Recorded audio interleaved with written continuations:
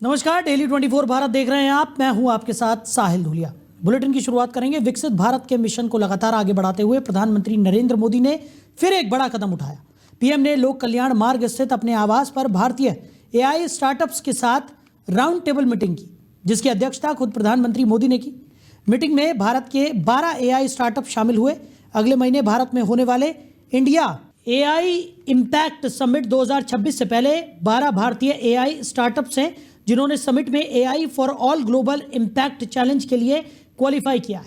इस दौरान पीएम मोदी ने एआई उद्यमी भारत के भविष्य के सह निर्माता होने पर जोर दिया और कहा कि भारतीय एआई मॉडल स्थानीय स्वदेशी सामग्री, क्षेत्रीय भाषाओं को बढ़ावा दे और साथ ही भारतीय एआई मॉडल नैतिक, निष्पक्ष, पारदर्शी, डेटा गोपनीयता के सिद्धांतों पर भी हो। पीएम ने एआई मॉडल की सफलता के लिए पूर्ण सरकारी समर्थन का भी आश्वासन दिया। उधर महाराष्ट्र के मुख्यमंत्री देवेंद्र फडणवीस ने मुंबई के ट्रैफिक को लेकर एक अहम बयान दिया है जो चर्चाओं में आ गया है। ट्रैफिक जैम और अव्यवस्था पर सवाल के जवाब में सीएम फडणवीस ने कहा कि मुंबई का ट्रैफिक दिल्ली से बेहतर है और यहां के लोग ट्रैफिक नियमों को ज्यादा अनुशासन के साथ मानते हैं। सीएम फडणवीस ने कहा कि मुंबई में आमतौर पर लोग लेन तोड़कर गाड़ी नहीं चलाते। उन्होंने दिल्ली के ट्रैफिक का जिक्र करते हुए कहा कि वहां लेन ब्रेक करना आम बात है, जबकि मुंबई में ट्रैफिक अनुशासन कहीं ज्यादा नजर आता है। मुख्यमंत्री के मुताबिक मुंबई जैसे बड़े महानगर में ट्रैफिक का दबाव होना स्वाभाविक है, लेकिन इसके बावजूद यहां व्यवस्था काफ़ी हद तक नियंत्रित रहती है।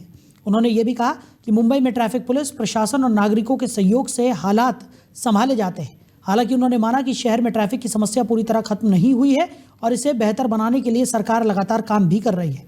सड़क परियोजनाएं, मेट्रो नेटवर्क और इंफ्रास्ट्रक्चर के विकास से आने वाले समय में हालात और सुधरेंगे। सीएम फडणवीस का यह बयान ऐसे वक्त पर सामने आया है जब मुंबई और दिल्ली दोनों महानगरों में ट्रैफिक जैम को लेकर आम लोगों की शिकायतें सामने आती रहती हैं। फिलहाल मुख्यमंत्री के बयान ने एक बार फिर महानगरों के ट्रैफिक, नागरिक अनुशासन और प्रशासनिक व्यवस्था को लेकर बहस छेड़ दी है। वहीं प्रधानमंत्री नरेंद्र मोदी 17 और 18 जनवरी को पश्चिम बंगाल के 2 दिवसीय दौरे पर रहेंगे। इस दौरान प्रधानमंत्री राज्य को रेलवे से जुड़ी कई अहम प्रोजेक्ट्स और नई ट्रेनों की सौगात देंगे। 17 तारीख को प्रधानमंत्री मालदा से Vande Bharat express sleeper train की शुरुआत करेंगे। पहली वंदे भारत स्लीपर ट्रेन असम के गुवाहाटी से पश्चिम बंगाल के कोलकाता के बीच चलाई जानी है। सूत्रों के अनुसार पीएम मोदी 17 तारीख को मालदा से वंदे भारत स्लीपर ट्रेन को हरी झंडी दिखाएंगे। इनॉग्रल ट्रेन जो हावड़ा से गुवाहाटी के बीच चलेगी उसको पीएम मालदा में हरी झंडी दिखाएंगे। गुवाहाटी से कोलकाता के बीच चलने वाली ट्रेन को पीएम वीसी से हरी झंडी दिखाएंगे जो कामाख्या से कोलकाता जाएगी। बता दें कि स्वदेशी तकनीक से बनी वंदे भारत स्लीपर ट्रेन का भारतीय रेलवे ने हाई स्पीड ट्रायल सफलतापूर्वक पूरा किया था। ये ट्रायल कोटा नागदा सेक्शन पर किया गया जहां ट्रेन ने 180 किलोमीटर प्रति घंटे की रफ्तार हासिल की।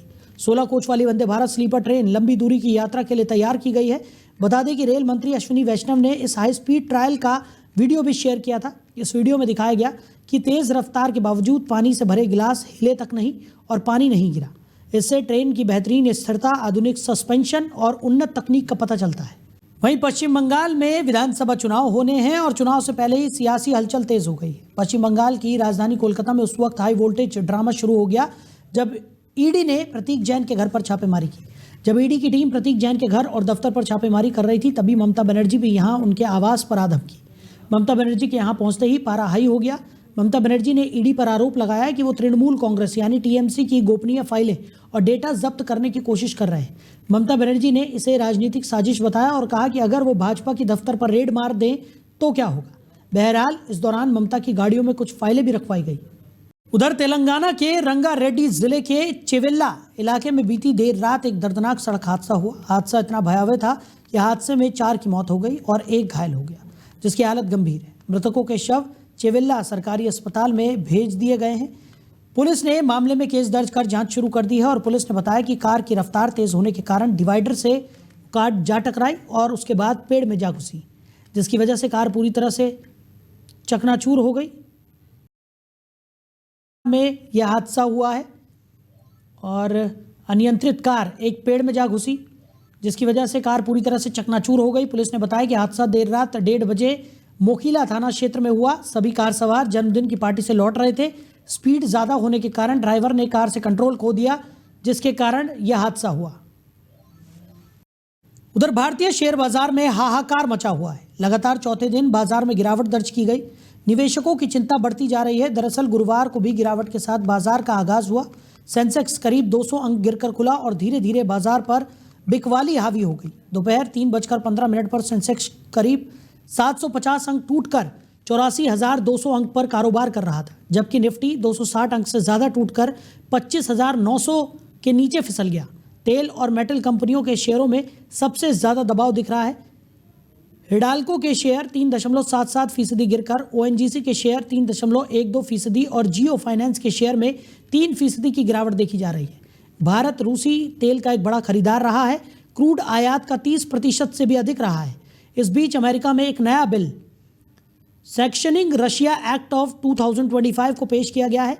इसे राष्ट्रपति डोनाल्ड ट्रंप की बड़ी चाल बताया जा रहा है। इस बिल का उद्देश्य रूस पर आर्थिक दबाव बढ़ाना है। इसके तहत उन देशों पर भारी टैरिफ लगाया जा सकता है जो रूस से तेल, गैस या अन्य ऊर्जा खरीदते हैं। खबर यह है कि टैरिफ की सीमा 500% तक हो सकती है। इसका मुख्य तौर पर भारत, चीन और ब्राजील पर असर हो सकता है। उधर भारत के विदेश मंत्री एस जयशंकर 4 से 9 जनवरी 2026 तक फ्रांस और लग्जमबर्ग के दौरे पर हैं। उन्होंने भारत वीमर प्रारूप बैठक के बाद एक प्रेस कॉन्फ्रेंस में भी शामिल हुए। इस बीच विदेश मंत्री एस जयशंकर ने वीमर प्रारूप बैठक के निमंत्रण के लिए फ्रांस का आभार व्यक्त किया और कहा कि मंत्री वाडेफुल और सिकोर्स्की के साथ समय बिताकर बहुत अच्छा लगा और साथ ही उनके साथ विचारों को साझा करना बहुत उपयोगी रहा। प्रेस कॉन्फ्रेंस में पोलैंड के उप प्रधानमंत्री और विदेश मंत्री राडोस्लाव सिकोर्स्की, फ्रांस के विदेश मंत्री जीन नोएल बैरॉट और जर्मनी के विदेश मंत्री जोहान वाडेफुल ने भी हिस्सा लिया।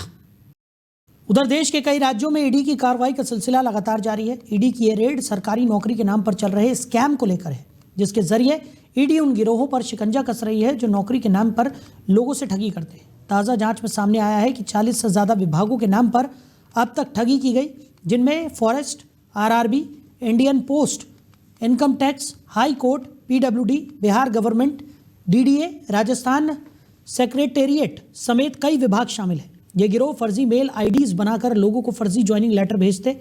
इतना ही नहीं, लोगों का भरोसा जीतने के लिए उन्हें सैलरी भी भेजते। ईडी ने बिहार, बंगाल, यूपी, तमिलनाडु, गुजरात समेत 6 राज्यों के 15 शहरों में छापेमारी की और ईडी का शिकंजा अब भी इन पर जारी है। उधर अमेठी जिले के गौरीगंज क्षेत्र में लगातार हो रही बिजली कटौती से नाराज किसान यूनियन ने उग्र प्रदर्शन किया। इस आंदोलन में सैकड़ों की संख्या में महिला किसान सड़कों पर उतर आए। महिलाओं ने हाथों में लाठी डंडे लेकर विद्युत विभाग के खिलाफ जोरदार नारेबाजी की और अपना आक्रोश खुलकर जाहिर किया। प्रदर्शन के दौरान बिजली विभाग के अधीक्षक अभियंता के खिलाफ भी जमकर मुर्दाबाद के नारे लगाए गए, जिससे इलाके में तनावपूर्ण माहौल बन गया। महिला किसानों का कहना है कि लगातार बिजली कटौती के कारण खेती किसानी का काम बुरी तरह से प्रभावित हो रहा है। समय पर सिंचाई नहीं हो पाने से फसलें सूखने की कगार पर पहुंच गई हैं, जिससे किसानों को भारी नुकसान झेलना पड़ रहा है। उनका आरोप है कि बिजली आपूर्ति की अनियमितता से गांव में हालात दिन ब दिन बदतर होते जा रहे हैं। किसान यूनियन की जिला अध्यक्ष रीता सिंह ने आरोप लगाया कि किसानों ने बिजली समस्या को लेकर कई बार शिकायतें की, लेकिन इसके बावजूद बिजली आपूर्ति में कोई सुधार नहीं किया गया। उन्होंने चेतावनी दी कि अगर जल्द ही बिजली व्यवस्था ठीक नहीं की गई तो आंदोलन को और तेज कर दिया जाएगा। उधर अमेठी जिले के गौरीगंज तहसील स्थित मेदन मवई गांव की मतदाता सूची में पूर्व केंद्रीय मंत्री और अमेठी की पूर्व सांसद स्मृति ईरानी का नाम दर्ज किया गया है। एसआईआर सूची जारी होने के बाद ये जानकारी सामने आई, जिसके अनुसार उनका नाम आधिकारिक रूप से मतदाता सूची में शामिल किया गया है। सत्यापन प्रक्रिया पूरी होने के बाद स्मृति ईरानी को अमेठी की निवासी के रूप में सूचीबद्ध किया गया है और उन्हें मेदन मवई गांव का मतदाता बनाया गया है। तो मतदाता सूची में उनका नाम जुड़ने के बाद क्षेत्र में इसको लेकर चर्चाएं तेज हो गई हैं। स्थानीय लोगों के बीच इस विषय को लेकर खासा उत्साह और राजनीतिक हलचल देखने को मिल रही है। बताया जा रहा है कि ये पूरा मामला चुनाव आयोग की एसआईआर प्रक्रिया के तहत किए गए सत्यापन के बाद सामने आया है, जिसके बाद उनका नाम विधिवत रूप से मतदाता सूची में दर्ज किया गया है। उधर पीलीभीत और लखनऊ से जुड़े केजीएमयू के महिला डॉक्टर से दुष्कर्म मामले में पुलिस की कार्रवाई लगातार तेज होती जा रही है। लखनऊ पुलिस ने आरोपी डॉक्टर रमीज मलिक के खिलाफ बड़ी कार्रवाई करते हुए उसके घर पर कुर्की का नोटिस चस्पा किया है। ये नोटिस पीलीभीत जिले के न्यूरिया स्थित उसके पैतृक संपत्ति के साथ साथ लखनऊ के हुसैनाबाद इलाके में भी लगाया गया है। मामले में आरोप है कि आरोपी डॉक्टर ने महिला डॉक्टर के साथ दुष्कर्म किया और उस पर धर्मांतरण का दबाव भी बनाया। इस गंभीर आरोप के बाद पुलिस ने आरोपी की तलाश तेज कर दी है और उस पर 50,000 रुपये का इनाम भी घोषित किया है। आरोपी अब भी फरार बताया जा रहा है, जिसे पकड़ने के लिए पुलिस की टीमें लगातार दबिश दे रही हैं। इस प्रकरण में केजीएमयू की विशाखा कमेटी ने अपनी जांच पूरी कर रिपोर्ट कुलपति को सौंप दी है। रिपोर्ट में कई अहम बिंदुओं का उल्लेख किया गया है। बताया जा रहा है कि आरोपी डॉक्टर कट्टरपंथी विचारधाराओं से प्रभावित था। वहीं प्रशासनिक स्तर पर भी कार्रवाई की तैयारी है और आरोपी का एमटी पैथोलॉजी में लिया गया दाखिला रद्द किए जाने की प्रक्रिया चल रही है। मामले को लेकर स्वास्थ्य और शिक्षा विभाग में भी हलचल बनी हुई है। उधर अलीगढ़ शहर के धोरा माफी गांव के निवासियों का कहना है कि उनका क्षेत्र कई वर्षों से जलभराव और गंदगी की समस्या से जूझ रहा है। वर्षों से लगातार बारिश और नालियों की बदहाल स्थिति के कारण सड़कों पर पानी जमा रहता है, जिससे लोगों को रोजमर्रा की जिंदगी में कठिनाइयों का सामना करना पड़ता है। खराब सड़कें और गंदगी के कारण बच्चों और बुजुर्गों के लिए चलना भी मुश्किल हो गया है। निवासियों ने बताया कि उन्होंने कई बार इस समस्या को लेकर संबंधित अधिकारियों और क्षेत्रीय पार्षद से शिकायत की, लेकिन अब तक कोई ठोस कदम नहीं उठाया गया। पहले यह क्षेत्र ग्राम प्रधानी के अधीन था, लेकिन अब यह नगर निगम में शामिल हो चुका है। बावजूद इसके क्षेत्र में कोई भी विकास कार्य नहीं हो सका है और हालात पहले से भी बदतर हो गए। इस गंभीर समस्या के चलते क्षेत्रवासियों ने नगर निगम का रुख किया और सीधे नगर आयुक्त से शिकायत दर्ज कराई। उन्होंने मांग की कि क्षेत्र में जल निकासी, सड़क मरम्मत और सफाई की व्यवस्था को तत्काल दुरुस्त किया जाए, ताकि निवासियों को रोजमर्रा की जिंदगी में राहत मिल सके और गांव का माहौल स्वच्छ और सुरक्षित बन सके। दोहरा माफी क्षेत्र के अलीनगर के हमारे सभी क्षेत्रवासी यहाँ आए हुए हैं। दोहरा माफी पहले नगर पंचायत थी, वहाँ प्रधानी का चुनाव हुआ करता था। अभी इसी निकाय चुनाव से ये नगर निगम में शामिल हुआ, लोगों की आशाएं बढ़ी कि अब हमारे यहाँ विकास होगा। अब हम शहर में आ चुके हैं, हमारा विकास होगा, लेकिन आज भी स्थिति गांव से ज़्यादा बदतर स्थिति वहाँ है। वहाँ आदमी नहीं निकल सकता, आंगनवाड़ी स्कूल में बच्चे पढ़ने नहीं जा सकते। ये स्थिति शहर की है, और जबकि उसको ये कहा जाता था कि सबसे एजुकेटेड गाँव हिंदुस्तान का वही है, लेकिन आज वहाँ की स्थिति ये है कि बच्चे पढ़ने न जाने के लिए मजबूर हैं। पानी की वजह से, निगम की वजह से यहाँ जो है लापरवाही इतनी ज्यादा है। करीब हम 4 बार यहाँ इस मामले को लेकर शिकायत दे चुके हैं, लेकिन अधिकारियों के कान पे कोई जू नहीं रोंगी। अरे पानी से परेशान है बेटा, गिर जाता है, हम जाता है तो हमें टांग टूट गई है 8 साल। अरे हम तो यहाँ आए सब कुछ सभी शिकायत करते हैं, कचू नहीं हुआ बेटा। वहीं सीतापुर में नगर के ऐतिहासिक टाउन हॉल परिसर से वर्षों से चल रहे अवैध कब्जे को हटाने के लिए नगर पालिका ने सख्त कार्रवाई शुरू कर दी है। टाउन हॉल परिसर की नजूल भूमि पर लगभग 20 वर्षों से समाजवादी पार्टी का कार्यालय संचालित हो रहा था, जिसे अब नगर पालिका अवैध कब्जा मान रही है। नगर पालिका ने बुधवार देर रात सभी संबंधित पक्षों को नोटिस जारी किया, जिससे यह स्पष्ट हो गया कि सपा कार्यालय को जल्द ही परिसर से हटाया जाएगा। जानकारी के अनुसार तत्कालीन नगर पालिका अध्यक्ष ने 15 जनवरी 2005 को टाउन हॉल की नजूल भूमि को समाजवादी पार्टी को मात्र 100 रुपये वार्षिक किराए पर आवंटित किया था। हालांकि नियमों के आवश्यक प्रावधानों का पालन न होने के कारण 14 अप्रैल 2005 को यह आवंटन निरस्त कर दिया गया था। इसके बावजूद सपा कार्यालय बीते 2 दशकों से उसी स्थान पर संचालित होता रहा। नगर पालिका ने कार्रवाई के तहत भाजपा नेता के परिवार के सदस्य, सपा जिलाध्यक्ष और 4 अन्य लोगों को नोटिस जारी किया है। सभी को 15 दिनों के अंदर कब्जा खाली करने के निर्देश दिए गए हैं। नोटिस में यह भी स्पष्ट किया गया है कि समय पर कार्रवाई न करने पर कानूनी कदम उठाए जाएंगे। नगर पालिका के अधिशासी अधिकारी ने बताया कि टाउन हॉल नगर की सार्वजनिक संपत्ति है और उस पर किसी भी तरह का अवैध कब्जा स्वीकार्य नहीं है। उन्होंने कहा कि पूर्व में आवंटन निरस्त होने के बावजूद परिसर का उपयोग नियमों का उल्लंघन है। नगर पालिका का उद्देश्य टाउन हॉल को उसके मूल स्वरूप में जनहित के लिए उपयोग में लाना है। इस कार्रवाई के बाद शहर की राजनीति में भी हलचल तेज हो गई है और सभी दलों में चर्चा का विषय ये बन गया है। नगर पालिका अधिनियम 1916 की धारा 60 और धारा 211 के अंतर्गत नोटिस की कार्रवाई की गई है। इस क्रम में जो है टाउन हॉल पे समाजवादी पार्टी कार्यालय वाले जिनका समाजवादी पार्टी कार्यालय जिसका आवंटन पूर्व में ही निरस्त हो चुका है, उसको 15 दिवस के भीतर खाली करने की नोटिस दी गई। कितने वर्षों से? देखिए, ये कब्जा लगभग 20 वर्षों से था और इसका पूर्व में इसका निरस्तीकरण हो चुका था। पूर्व में इसको नोटिस के माध्यम से खाली करने का प्रयास भी कराया गया था, लेकिन वो संभव नहीं हो पाया था। वर्तमान प्रशासन के सहयोग से ये पुनः ये कार्रवाई की गई। ऐसा है कि हम लीगल प्रक्रिया के तहत उनको कार्यालय आवंटित किया गया था। मैंने माननीय तत्कालीन जिला अधिकारी महोदय को आवेदन दिया कि मुझे कार्यालय नगर में कहीं जगह अलॉट कर दी जाए। उन्होंने निर्देशित करके अपने सिटी मजिस्ट्रेट को निर्देशित किया। उसके बाद तत्कालीन नगर पालिका के अध्यक्ष और बोर्ड और ईओ ने मुझे पट्टा किया 99 साल का। उस पट्टे की हमने बाकायदा रजिस्ट्री कराई और उसके बाद में हम काबिज हुए।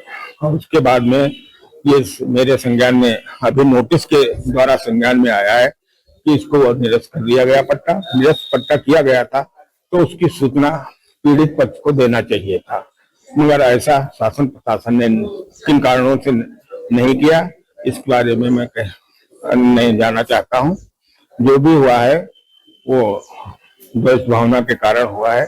हम इसके लीगल प्रोसेस के तहत काबिज थे और जो भी आगे कार्रवाई होगी उसको लीगल प्रक्रिया के तहत हम लोग कार्रवाई राय लेने के बाद में अपने नेताओं से, अपने पदाधिकारियों से और प्रदेश और हाई कमान से बात करने के बाद जो भी होगा वो आप लोगों से। नगर पालिका वहीं अमेठी के मोजमगंज नैया नाला के पास संदिग्ध परिस्थितियों में एक अज्ञात युवक का खून से लथपथ शव मिलने से इलाके में सनसनी फैल गई। युवक के शरीर पर धारदार हथियार से हमला किया गया था और सिर को धड़ से अलग कर दिया गया था, जिससे शव विक्षिप्त अवस्था में पाया गया। ये नज़ारा देख स्थानीय लोग डर और दहशत में आ गए। सूचना मिलने पर मौके पर पुलिस पहुंची और शव को कब्जे में लेकर पोस्टमार्टम के लिए भेज दिया।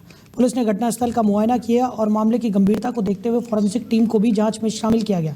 टीम ने मौके से साक्ष्य इकट्ठा करने के साथ घटनास्थल पर पहुंचकर पूरी पड़ताल भी की। एसपी भी घटनास्थल पर पहुंचे और स्थिति का जायजा लिया। पुलिस अब शव की शिनाख्त, हत्या के कारण और आरोपी की पहचान के लिए हर पहलू की जांच कर रही है। पूरे इलाके में सुरक्षा बढ़ा दी गई है और कानून व्यवस्था बनाए रखने के लिए सतर्कता बरती जा रही है। आज दिनांक 8/1/2026 को थाना प्रभारी जायस को सूचना प्राप्त हुई कि उनके थाना क्षेत्र स्थित ग्राम मोजमगंज की नहर की पटरी पर एक डेड बॉडी पड़ी हुई है। इस सूचना पर तत्काल थाना प्रभारी पुलिस टीम के साथ मौके पर पहुंचे। डेड बॉडी की शिनाख्त कराई गई तो विजय सिंह, जिनकी उम्र 50 वर्ष है, जो थाना कोतवाली जिला प्रतापगढ़ के रहने वाले थे। फील्ड यूनिट की टीम भी मौके पर आके साक्ष्य संकलन की कार्रवाई कर चुकी है। सभी उच्चाधिकारियों द्वारा मौका मुआयना किया गया है। परिजनों की तहरीर पर एफआईआर पंजीकृत की जा रही है।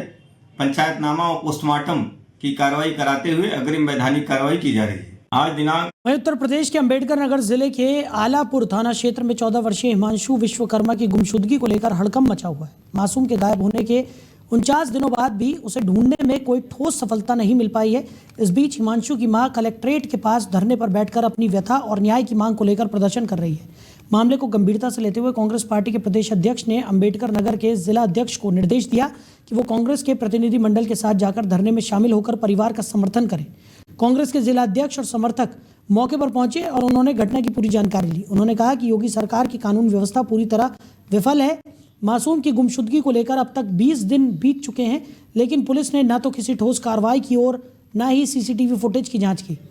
कांग्रेस नेताओं ने आरोप लगाया कि पुलिस अपनी लापरवाही छुपाने के लिए मासूम की मां के खिलाफ गलत बयानबाजी कर रही है, उन्हें सौतेली मां बताने की कोशिश कर रही है, जो पूरी तरह निराधार है।